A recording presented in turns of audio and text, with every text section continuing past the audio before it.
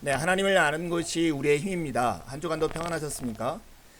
오늘은 성경은 드라마다 9번째 시간 사막 왕의 오심, 구속의 성취, 예수님의 하나님 나라 사명에 대해서 함께 나누겠습니다. 여러분, 우리가 성경을 드라마로 읽고 있죠? 네, 1막은 하나님이 자신의 나라를 세우신 창조 이야기를 했고요. 2막에서 반역이 일어난 타락의 이야기를 했습니다. 3막에서는 왕이 이스라엘을 택하심으로써 시작된 구속의 시작 이야기를 했고요. 우리가 막간, 신구약 중간기를 나누었습니다. 오늘은 이 드라마의 절정과 같은 왕의 오심, 구속의 성취에 대해서 함께 나누겠습니다. 왕의 오심, 구속의 성취는 크게 두 파트로 나눠졌는데, 첫 번째 파트가 예수님의 하나님 나라 사명에 대한 이야기입니다. 예수님은 그분의 삶을 통해서 하나님 나라를 알리십니다. 하나님 나라의 사역을 위해서 준비되는데, 먼저 생애의 초기 이야기와 세례를 받고 시험을 받는 이야기가 성경에 나오죠. 그 다음에서는 갈릴리에서 하나님 나라의 선교를 출범시키시고요. 그 이후에는 갈릴리 밖으로 다니시다가 예루살렘을 향해서 올라가십니다. 그리고 예루살렘에 올라가신 이후에는 우리가 잘 알고 있는 십자가 사건이 있습니다. 이게 예수님의 생애입니다. 여러분, 오늘 이 예수님의 생애에 대해서 오늘부터 3주 동안 나누면서 우리가 주님께서 우리를 위해서 행하시는 일의 큰 그림을 우리가 확인할 수 있게 될 것입니다. 여러분, 예수님의 이야기가 무엇인가 잘 한번 생각해 보세요. 예수님의 이야기는 우리가 성경을 드라마로 읽고 있는 이 배경에서 보면 성경 이야기의 절정에 해당하는 에피소드입니다. 하나님은 그분의 창조 세계가 인간의 반역으로 더럽혀지자 즉시 구속에 착수하십니다. 그분이 그것을 창조하셨고, 따라서 당연히 그것은 그분에게 속해 있는 것입니다. 이제 그분은 그것을 구속하실 것이고, 자신의 의도하셨던 모습이 되도록 창조 세계를 회복하실 것입니다. 그 갱신과 회복은 예수 그리스도 안에서 하나님 나라로 그 궁극적인 모습을 드러낼 것입니다. 하나님의 갱신과 회복이 예수 그리스도 안에서 하나님의 나라로 궁극적인 모습을 드러낼 것입니다. 예수님의 이야기가 보여주는 또 하나의 그림은 구원이 어떤 것인지, 그래서 그 구원을 이루시는 우리에게 들려오는 이 복음이 무엇인지를 구체적으로 보여준다는 것입니다. 하나님의 치유하시고 새롭게 하시는 능력은 그분의 말씀과 행동 가운데 생생하게 드러납니다. 예수님은 죽음을 통해 그 구원을 완성하시죠. 그분은 십자가에서 악과 권세들과 전쟁을 벌이시고 그들을 패배시킵니다. 예수님은 부활을 통해 새로운 창조 세계를 향한 문을 여십니다. 그러고 나서 그 문을 계속 열어두신 채 그분과 함께하도록 우리를 초청하시는 것입니다. 그런 의미에서 복음이란 좋은 소식을 의미하고, 이는 있을 수 있는 최상의 소식인데 바로 예수님 안에서 이 하나님의 나라가 우리에게 도래했다는 소식인 것입니다. 이 복음을 전하시는 예수님을 우리가 조금씩 알아가 보죠. 먼저는 삶을 통해서 하나님의 나라를 알리신 예수님에 대해서 우리가 확인할 필요 있는데요. 예수님에 대한 이야기가 성경에 4권의 복음서로 우리에게 전해집니다. 마태복음, 마가복음, 누가복음, 요한복음이라고 하는 4권의 복음서는 그 복음서를 쓴 저자의 이름들을 딴 제목들입니다. 이 복음서의 1차적인 목적이 뭘까요? 그것은 예수님에 대한 좋은 소식을 전하는 것이죠. 하나님의 새 시대가 시작되었다는 소식을 전하는 것이 복음서의 1차적인 목적입니다. 복음서의 저자들은 이 소식을 전하는데 이 특정한 주제를 전달하기 위해서 사건들을 정리했고요. 자신이 처한 역사적 상황에 비추어서 해석했습니다. 그래서 이 복음서는 저자들의 상황과 목적에 따라서 배열의 순서들과 그 사건을 전하는 내용들이 조금씩 차이가 나는 것이 우리가 읽을 때 확인하는 것이죠. 당연히 성령께서 저자들을 감동시키셨고 그들에게 신뢰할 만한 기사와 증거들을 주셨다라고 우리는 믿고 있습니다. 예수님의 사역을 그분의 사역의 핵심 주제를 한마디로 하면 하나님의 나라입니다. 예수님이 와서 마가복음에 나오는 일성이 뭐냐면 회개하라 천국이 가까웠느니라 하시는 말씀입니다. 이스라엘에 도래할 하나님 나라를 선포하신 것이죠. 하나님 나라를 알리시는 것이 바로 예수님이 오신 목적이었습니다. 당시 하나님의 나라에 대한 유대인들의 기대가 무엇이었는가? 우리가 지난 시간에 잠깐 확인했는데요. 창조 세계를 새롭게 하고 그분의 통치를 회복하실 때를 그들이 기다렸던 것입니다. 그날을 기다리며 그러면 우리는 어떻게 살아야 할 건가에 대해서 그들이 분파가 이루어졌는데 열심당이나 사두개인이나 바리새파나 에스네파가 그런 분파들입니다. 그들은 이러한 준비 과정을 통해서 오히려 이방인들에 대한 혐오감이 늘어났고 미움과 경계심이 삭텄던 것이 현실이었습니다. 이러한 배경에서 예수님이 오셨고 유대인들이 제시한 어느 길도 따르지 않으셨습니다. 오히려 사랑과 고난의 길을 예수님이 가시죠. 그분의 길은 그들이 기대했던 길과 완전히 달랐습니다. 적을 멸망시키는 대신에 사랑하는, 보복하는 대신에 무조건적으로 용서하는, 힘을 사용하는 대신에 기꺼이 고난받는, 미움과 복수를 찬양하는 대신 화평케 하는 자를 축복하는 길을 예수님께서는 가셨습니다. 우리가 네 권의 복음서, 각각의 복음서의 저자들은 예수님의 생애에 대한 이야기를 더 큰 이야기의 맥락 안에서 일어난 에피소드로 이해되어야 한다는 것을 보여주려고 노력했습니다. 그래서 여러분, 각 복음서가 시작하는 시작점이 다르다는 것을 주목해야 합니다. 마가복음은 세례 요한의 사역으로부터 복음서를 시작하죠. 구약 성경의 예언을 상기시킴으로써 예수님이 구약 성경의 예언의 성취자로서 오셨다는 것을 보여주려는 것이고요. 마태복음은 아브라함으로 시작된 족보로부터 이스라엘 이야기를 시작합니다. 이스라엘의 이야기를 완성하기 위해 역사에 들어오신 예수님을 소개하려는 것이 목적이죠. 누가복음은 아담에까지 족보를 거슬러 올라갑니다. 이것은 예수님이 전한 좋은 소식, 이 복음이 모든 인류에게 의미 있는 것임을 보여주기 위한 것입니다. 요한복음은 창세 전까지 우리를 데려가죠. 태초부터 하나님과 함께 계셨고 영원한 말씀이신 예수님이 우리 가운데 오셨다는 것을 소개하려고 하는 것이 목적입니다. 이러한 큰 이야기의 맥락 속에서 복음서를 읽고 예수님의 이야기를 읽을 때 우리는 더 예수님의 이야기를 정확하게 읽어나갈 수 있을 것입니다. 예수님께서 하나님 나라 사역을 위해서 준비되십니다. 예수님의 생애 초기를 보면 역사에 하나님이 성육신하신 그 모습이 잘 드러나 있는데요. 먼저는 예수님께서 기적적으로 탄생하십니다. 성령의 능력으로 동정녀 마리아의 몸에 잉태되시고 다윗의 후손으로 다윗이 태어났던 곳과 같은 장소인 베들레헴에서 태어나시죠. 태어난 지 8일 만에 할례를 받으시는데 이것은 언약 공동체에 들어간다는 표시였습니다. 할례를 받을 때 안나와 시므온이라고 하는 하나님 나라를 고대하던 이들이 바로 예수님의 탄생은 이사야의 예언의 성취라고 증언하는 내용이 누가복음에 나옵니다. 예수님의 탄생과 예수님이 공적으로 삶을 살아가는 공생의 사이에는 이야기가 성경에 거의 나와 있지 않습니다. 그저 나사렛 목수의 아들로서 형제 자매들과 함께 사셨고 12살 때에 예루살렘 성전에서 있었던 에피소드 외에는 별다른 기록이 없습니다. 예수님은 하나님 나라 사역을 위해서 두 가지 큰 준비를 하시는데 하나는 세례이고 하나는 시험입니다. 예수님은 요단강에서 세례 요한에게 세례를 받으십니다. 세례 요한은 요단강에서 세례를 베푸는데요. 이것은 다가올 하나님 나라를 준비하라는 뜻이고 그래서 회개하고 세례를 받으라고 말을 합니다. 이것은 새로운 시작을 알리는 신호였고 하나님께서 원래 이스라엘에게 주셨던 임무를 수행하라고는 부르심과도 같았습니다. 세례는 죄에서 깨끗게 되었음을 나타내는 이렇게 새로운 시작의 생생한 상징이었습니다. 여러분 요단강이 어떤 강인지 아시겠습니까? 출애굽한 이스라엘 백성들이 40년 광야 생활을 끝나고 요단강 건너편 모압 평지에서 모세에게 율법을 받았습니다. 그런 다음에 지도자가 여호수아로 바뀐 다음에 요단강을 건너서 가나안 땅에 들어갔던 거죠. 요단강에서 세례를 받았다는 것은 새로운 하나님의 나라 안으로 들어가는 그런 표지와 같았던 것이죠. 그런데 예수님께서 세례를 받으십니다. 죄가 없으신 분이 죄에서 깨끗게 되었음을 나타내는 이 상징을 몸소 받으시는 거죠.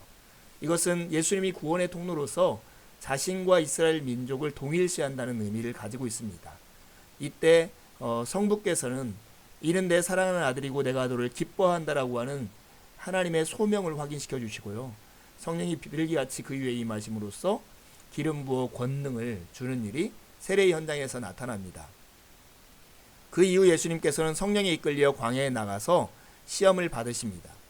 우리가 잘못 이해하면 이 예수님께서 시험 받으신 것이 거룩을 추구하는 개인의 이야기여서 우리도 시험에 빠지지 않아야 한다 이렇게 이해할 수 있지만 사실은 그보다 더 큰 이야기가 예수님의 시험 속에 담겨져 있습니다. 이것은 하나님의 나라가 어떻게 오는지에 대한 길을 제시하는 이야기입니다.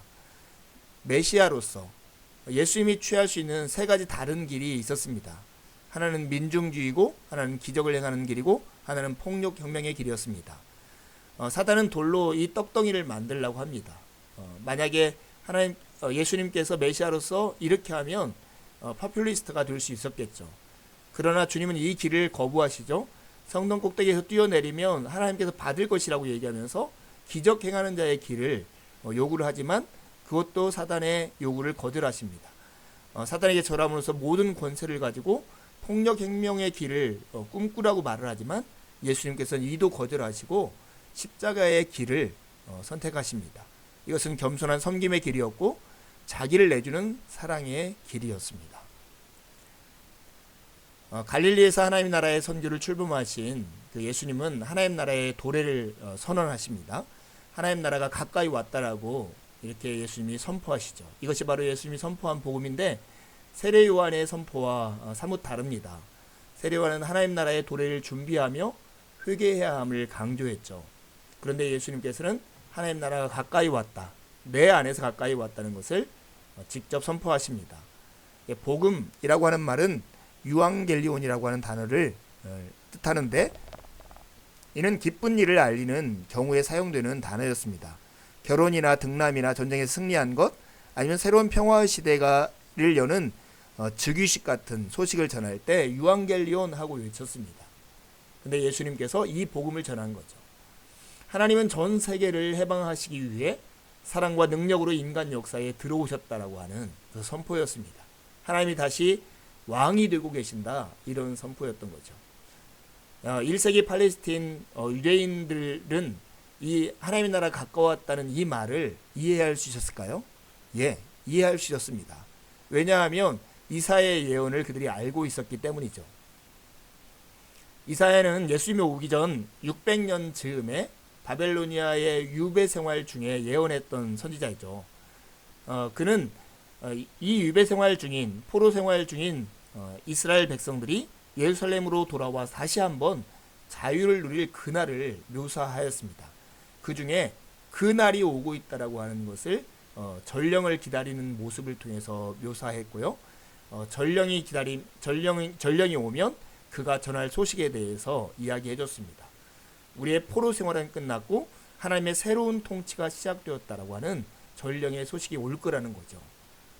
우리의 왕이 구원과 평화를 가져오신다는 소식을 가져올 거라고 기대했습니다. 그래서 하나님의 나라가 가까웠다는 이 말이 1세기의 팔레스타인 유대인 속에서는 쉽게 이해됐던 말입니다. 그런데 이 전령처럼 오신 예수님이 남의 말을 전하는 게 아니라 담대하게 권위 있게 자신의 안에 하나님의 나라가 이미 이곳에 가까이 와 있다라고 선언하고 계신 것입니다. 이때 예수님이 하나님 나라를 선포하시면서 요구하신 두 가지 반응이 있었습니다. 한 가지는 회개하고 믿으라는 것이고요. 하나는 나를 따르라는 것입니다. 회개하고 믿으라는 말은 세상의 거짓된 가치관에서 돌아서서 예수님 안에서 도래하고 있는 하나님 나라의 실제를 받아들이라는 이야기고요. 나를 따르라는 얘기는 당시 그 제자들이 랍비나 토라를 배우기 위해서 자기의 개인의 생활들을 포기하고 따랐던 것처럼 예수님을 따르라고 하는 요구인데 마치 예수님이 이렇게 부르시는 것과 같은 것이죠. 오늘아 나와 함께 있자. 내게서 배워라. 내가 하는 것처럼 해라. 나처럼 사는 법을 배워라. 이렇게 말씀하시는 것과 같은 것이 나를 따르라입니다. 이 예수님의 반응 요구에 시몬과 안드레 형제, 야고보와 요한 형제가 처음에 반응하고 예수님의 제자가 됩니다. 예수님의 이 선포, 이것은 권능을 통해서 그것이 드러나고 입증됩니다. 예수님은 자신이 하나님 나라의 메시아라고 주장하시죠. 그 주장은 권능의 사역으로 입증됩니다. 구원의 능력을 나타내는 행위들이 치유나 귀신을 내어 쫓음이나 자연을 복종케 하는 일들을 통해서 나타나는데, 이런 것들은 메시아로서 예수님이 누구인가라는 예수님의 역할을 입증하는 그 증거도 되고, 한편으로는 하나님 나라의 치유 능력이 임했다는 증거이기도 했습니다.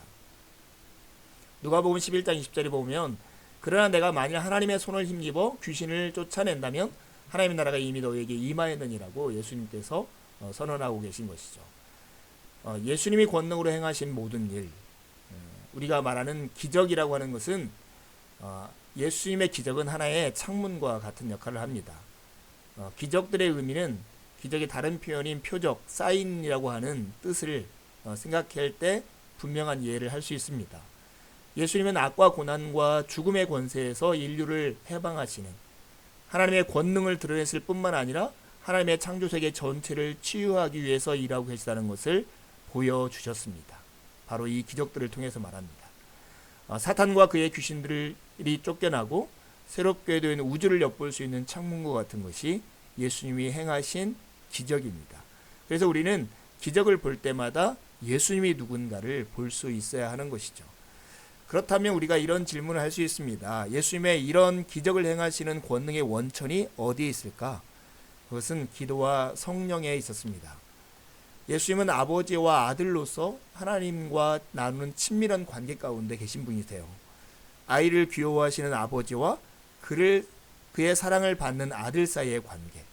그래서 예수님은 하나님을 아빠, 아버지라고 이렇게 부르셨던 것입니다. 그런 예수님의 권능의 원천은 예수님 안에서, 예수님을 통해서 일하시는 성령과 그 성령께 복종케 하는 수단인 기도를 통해서 나타났습니다. 성령이 역사하는 곳에는 늘 하나님의 나라가 임하였고요. 하나님의 영의 권능과 영향력에 복종하는 기도를 통해서 그 성령의 능력이 드러나게 되는 것이죠. 그러나 예수님의 갈릴리에서의 선교는 반대에 부딪힙니다. 그 반대의 핵심은 하나님 나라 운동, 이 새로운 하나님 나라 운동의 정통성이 점검받는 과정에서 나타나는데요. 전통적 유대 관습에 대한 해석과 적용에 대한 차이였습니다. 특별히 바리새파들, 이들이 나는 반대합니다, 예수 앞에 드러내는데요. 바리새파 사람들은 유대 문화와 종교의 수호자들이었고, 그들은 분리와 순종으로 그들의 모습을 표출하는 사람들이었습니다.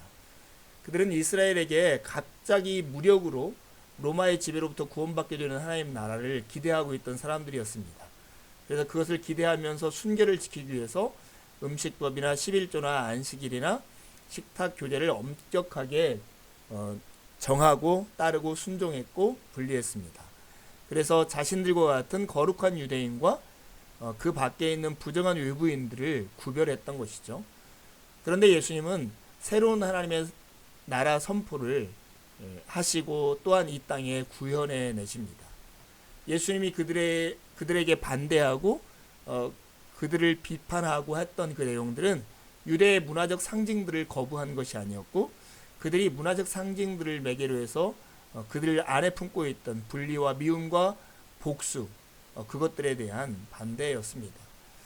왜냐하면 이스라엘 백성들은 하나님의 축복의 통로로서 세상의 빛으로 부르심을 받은 사람들이었잖아요. 그런데 그들 마음 안에 있는 자신의 거룩함을 위해서 만드는 분리와 미움과 복수가 얼마나 이 소명으로부터 멀어지게 하는 건가를 알기 때문에 예수님께서 그리하셨던 것입니다. 크게 네 가지 사건에서 이러한 반대의 부딪힘이 나타나는데요. 특별히 예수님께서 중풍병자에게 죄사함을 선언하신 사건과 예수님이 죄인들과 세리들과 함께 하신 식사 시간, 예수님과 예수님의 제자들이 금식하지 않는 사건, 그 다음에 예수님이 안식일에 선을 행하는 것, 이 네 가지가 특별히 이 바리새인들과의 관계에서 극렬한 부딪힘이 일어납니다. 바리새인들은 예루살렘 성전만이 용서받을 수 있도록 하나님이 지정해 주신 장소라고 생각했습니다. 그런데 예수님께서 중풍병자를 고치는 장면에서 네 죄 사함을 받았느니라 하면서 예수님이 용서를 선언하신 거죠. 이것은 바로 불법으로 운전면허증을 발급하는 것과 같은 것으로 그들이 이해했던 것입니다. 자기 재량으로 운전면허증을 만들어주는 것처럼 보였던 것이죠. 그뿐만 아니라 예수님은 죄인들과 세리들과 함께 식사했는데 그 음식에 대한 모든 것은 바리새인들에게는 개인적 거룩의 표지였습니다. 그런데 예수님은 부정하다고 여기고 적절치 못하다고 생각하는 사람들을 환대하고 그들과 함께 잔치를 벌이셨던 거죠. 하나님 나라가 이 땅에 임했다는 것을 증시하기 위해서요. 그뿐만 아니라 금식에서도 그런데요. 바리새인들은 금식은 이스라엘의 현재 상태를 나타내는 것이라고 이해했습니다. 그들이 여전히 하나님의 심판 아래에서 포로 생활 중이었기 때문에 간절히 하나님의 나라를 소망하고 그들의 순결을 지킨다는 의미에서 금식을 했는데 예수님과 예수님의 제자들은 이미 하나님의 나라가 왔기 때문에 금식할 필요가 없다라고 금식을 하지 않았던 것입니다. 얼마나 큰 부딪힘이 있었겠습니까? 안식일도 그렇습니다. 바리새인들은 안식일은 이스라엘을 이교도와 구별해주고 하나님의 돌아오심을 준비하게 해주는 중요한 날이었습니다. 그런데 예수님은 그들의 안식일에 대해 이러한 분리적인 태도를 도전하시고 오히려 그날 예수님이 선한 일을 해버리시는 거죠. 그럼으로써 그들과 갈등과 반대를 일으키고 계신 것입니다. 여러분, 예수님의 인기는 정말로 엄청나게 치솟았습니다. 많은 사람들이 예수님께 모여들었습니다. 그와 함께 이렇게 하나님 나라 운동의 정통성을 점검하는 과정에 반대하는 사람들을 몰려들었죠. 그런데 예수님께서 모여든 사람들에게 예수님이 누구인가를 가르쳐주면 가르쳐줄수록 사람들은 예수님에게 실망하고 또한 예수님을 떠났습니다. 예수님이 요한복음 6장에 예수님의 제자들에게 이렇게 말씀하시죠. 너희도 가렸느냐? 베드로가 했던 고백 여러분 기억하십니까? 생명의 말씀이 주께 있사오니 우리가 어디로 가리이까? 이후에 어떤 일이 일어났을까요? 우리가 다음 주에 계속해서 예수님이 이 땅에 오셔서 하나님 나라의 사명을 수행하시는 장면을 함께 나누겠습니다. 이번 주 우리는 요한복음을 함께 읽고 묵상하고 함께 이야기를 살펴보시죠. 한 주간 주님의 은혜 안에 평안히 보내시고 주일을 함께 만나 깊은 교제를 나누시죠. 감사합니다.